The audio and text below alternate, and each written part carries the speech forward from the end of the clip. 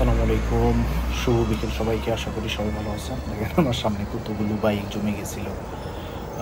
চায়নাতে প্রচণ্ড electric bike চলে। এখানে যার গাড়ি আছে তারও একটা ইলেকট্রিক বাইক আছে, ওয়াইফের আছে, হাজব্যান্ডেরও আছে এবং তাদের সন্তানেরও আছে।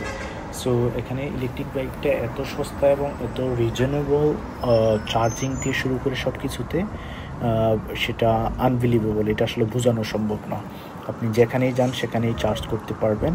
আমি এখান দিয়ে যাব বামের দিকে, বামে একটু ঘুরে যাই। অলরাইট, আমার সিগন্যাল পড়ে গেছে।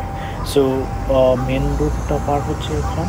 এটা বিশাল একটা ট্রান্সপোর্ট, কথা একটু পরে বলবো আপনাদের। এখানে পুরো গাড়ি রাশ।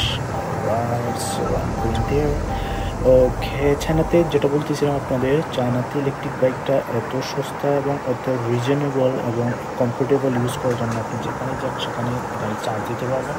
আপনার বাসায় চার্জ দিতে হবে ব্যাপারটা এমন না।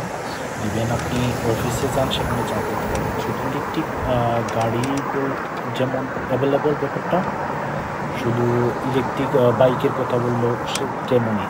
সো ইলেকট্রিক বাইক এবং কার সব জায়গায় আপনি চার্জ দিতে পারবেন ইজিলি, কোনো প্রবলেম ছাড়া।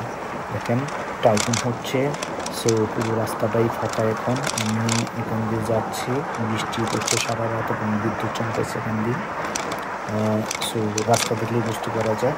যদিও আমার এরিয়া থেকে অনেক দূরে টাইফুনটা, এটা হচ্ছে তাইওয়ানে খুবই ধ্বংসযজ্ঞ চলেছে, নিউজে দেখলাম। এবং হংকং দিয়েও কিছু বয়ে গেছে, মেকাওতেও কিছু বয়ে গেছে এবং গুয়াংজু এরিয়াতে।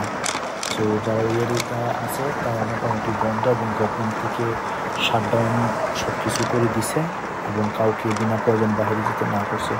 সো সবাই যারা ওই এরিয়া আছেন একটু সাবধানে থাকবেন এবং সবার জন্য দোয়া রইল। আমাদের জন্য দোয়া করবেন, আল্লাহ সবাইকে হেফাজত করুক, এরকম ন্যাচারাল ডিজাস্টার থেকে আমাদের রক্ষা করুক। সবাই ভালো থাকবেন এবং চায়না যারা আছেন তারা অনেকটা সেভে থাকেন, বা প্রাকৃতিক দুর্যোগ থেকে সেভে থাকা ট্রাই করবেন।